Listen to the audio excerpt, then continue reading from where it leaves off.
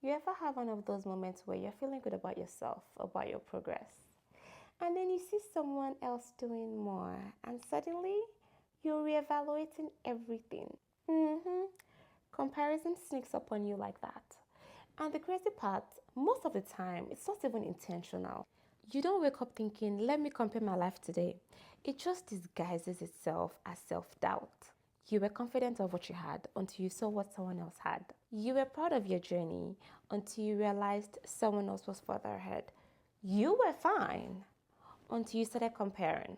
The truth is, comparison isn't just discouraging, it's distracting. It pulls your focus from what God is doing in your life and makes you obsessed with what He's doing in someone else's. You start saying, God, what about me? Forgetting that you're living in some of your answered prayers.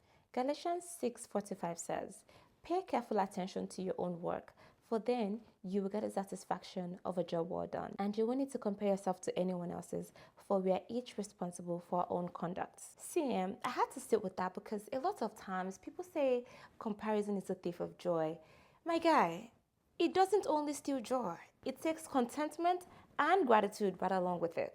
But the worst part is, it keeps you from fully living your own life. For me, it stole my focus. I was so busy looking at what God was doing for other people that I wasn't even appreciating what He was doing in my life. If I've learned anything, it's that comparison makes you blind. Blind to your progress, blind to your blessings, blind to the fact that God has you exactly where you're supposed to be. And the craziest part, the people that you're comparing yourself to, they probably feel the exact same way about someone else.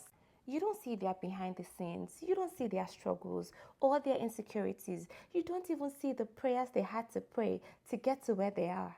You are there comparing your real life to their highlight reel. Jesus said in John 21-22, if I want him to remain alive until I return, what is that to you? You must follow me. That was Jesus telling Peter to stop worrying about someone else's journey and focus on his own. So pretty much him saying, mind your business. And that's a word for all of us because God didn't create you to be a copy of someone else. Your journey, your timing, your purpose, they are uniquely yours. And I get it. It's easy to get caught up in who's doing what. But see, God doesn't bless who you're pretending to be. He blesses who He created you to be. Social media even makes it harder. But here is the truth. God's timing for your life is not delayed. You're not behind. You're not missing out.